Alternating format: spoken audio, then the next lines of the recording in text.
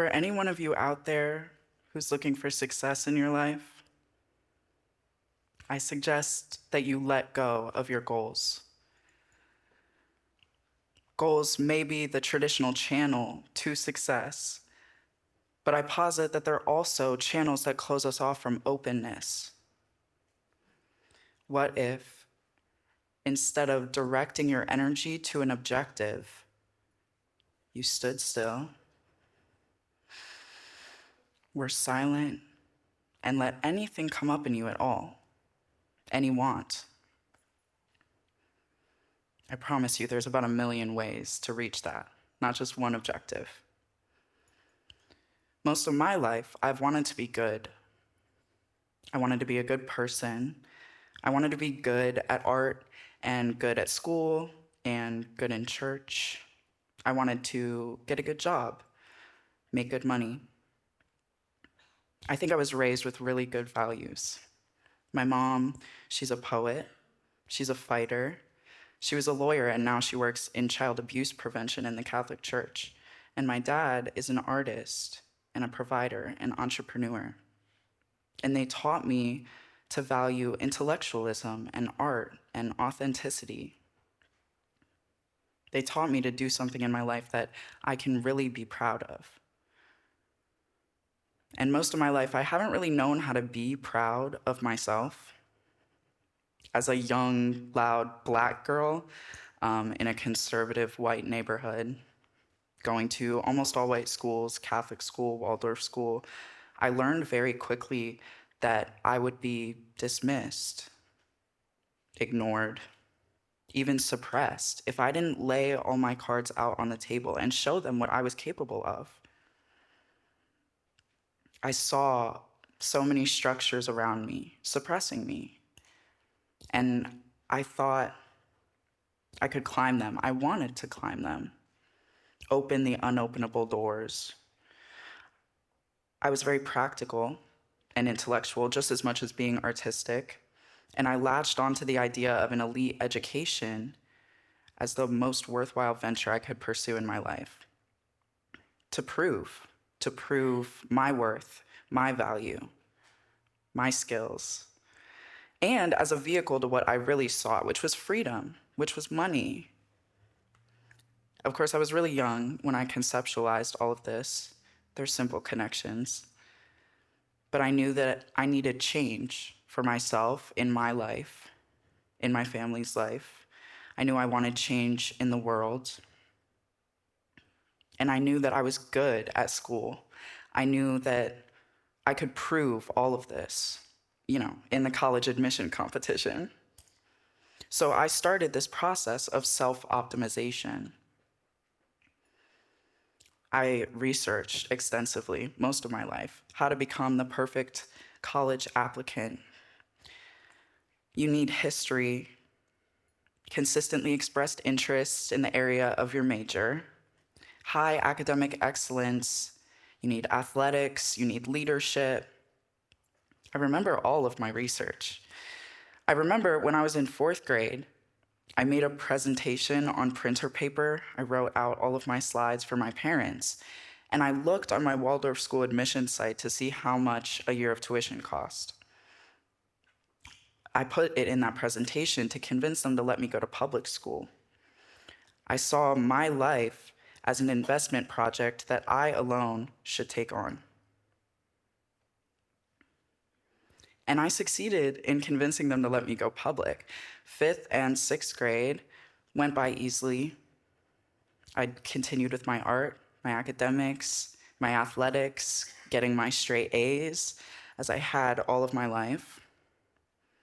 And at the end of 6th grade, my art teacher told me that she saw something in me. She recommended that I audition for the Visual Performing Arts School.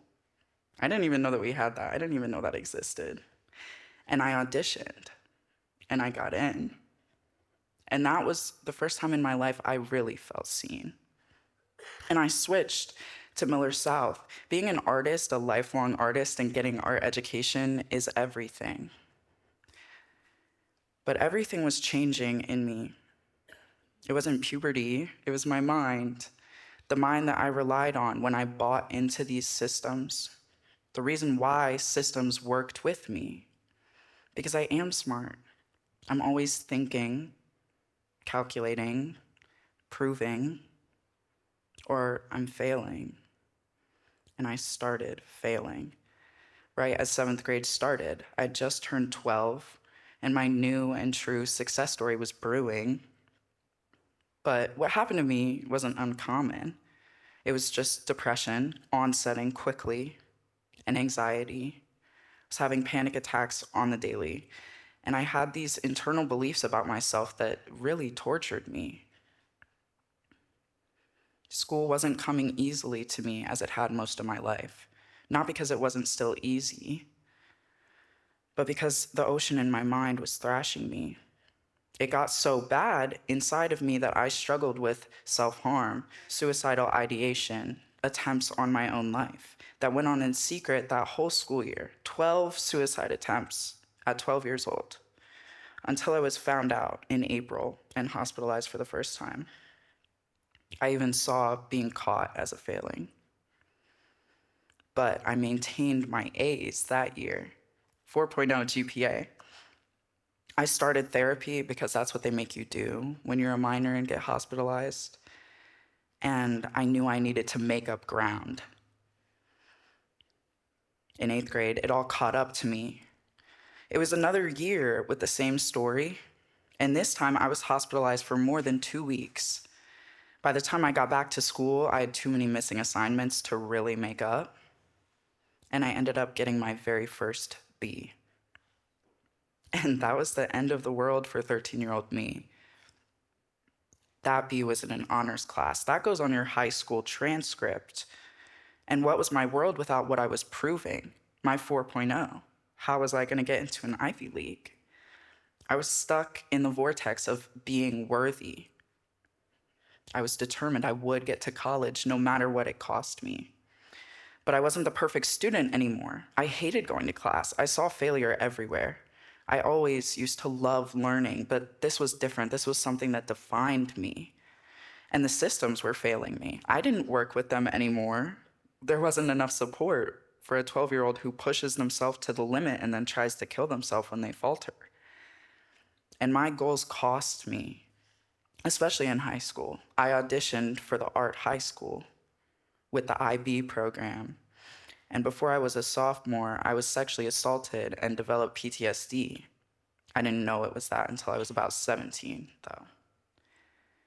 But I still only cared about my Ivy League.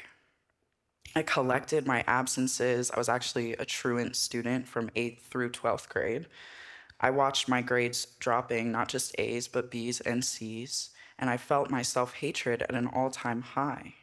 And by my senior year, when I graduated the International Baccalaureate program and the Akron School for the Arts, I'd even failed a class.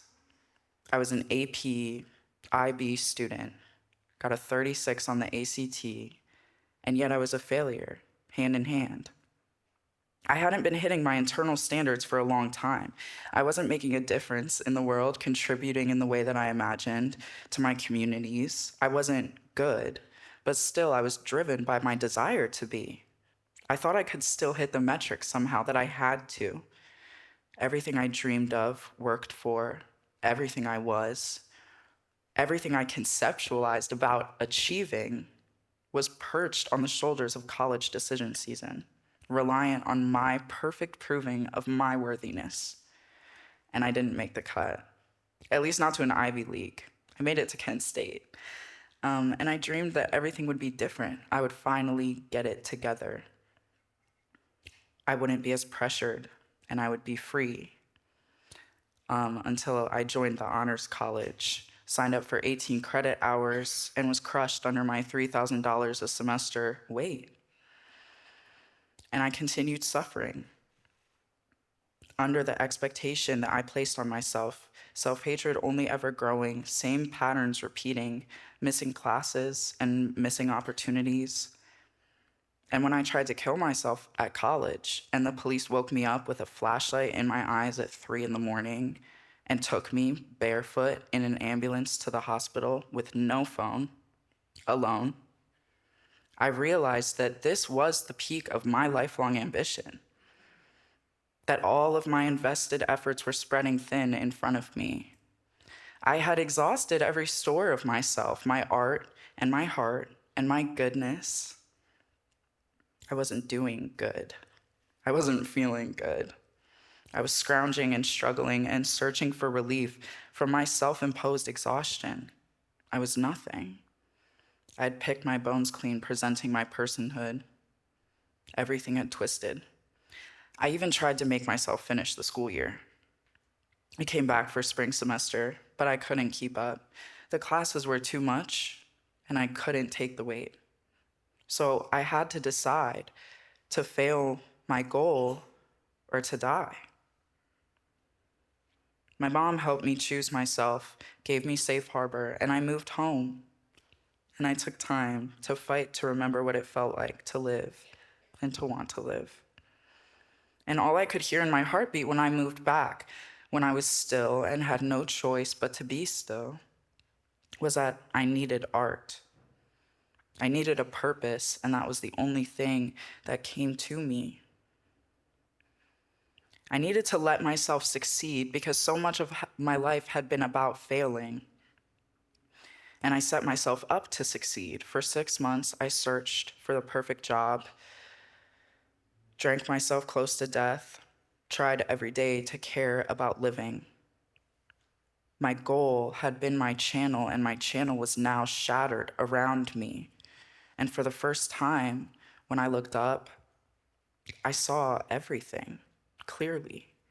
I saw outside of the structures that I had been seeking approval and meaning and survival in, collegiate and colonial and capitalist. And I was, for the first time really in my life, existing fully channelless, which was also directionless and goalless. I was forced to look up from the path that I was walking, the path that I'd committed everything to, that had made me bleed, that had made me want to leave, and I was existing with no armor. The only objective that I could have in my life was living another day, because even that wasn't guaranteed. But in that, I could finally let anything enter my mind. I saw Akron. I saw opportunity. And everything in me, led only by the trustable and resounding truth of art, not beliefs internalized, but what my heart said it needed, that helped me reconnect to feeling. Feeling everything.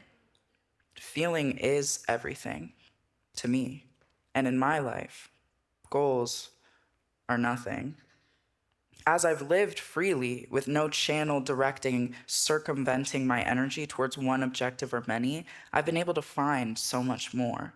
I've been able to achieve all of the goals that I had before, but in reality, not on the small scene of my high school stage, a play for presentation, for approval, but in real life, in my community, my neighborhoods. And I think that this is living the way that it's meant to be.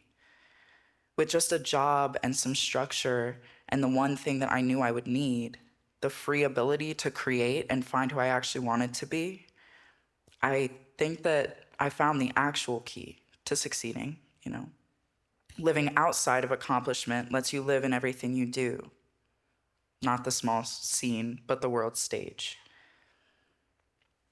And I know that removing your personal life goals may seem counterintuitive to finding your success, but it unlocks everything that life can be. And it unlocks the ability to be connective, too. Things are bigger than just you or me or the Ivy Leagues. And truly, you can find anything that you choose to see. Don't limit your vision. Shortchange who you can become. Stand still. Listen to your heartbeat. And let go of your goals. Come live with me.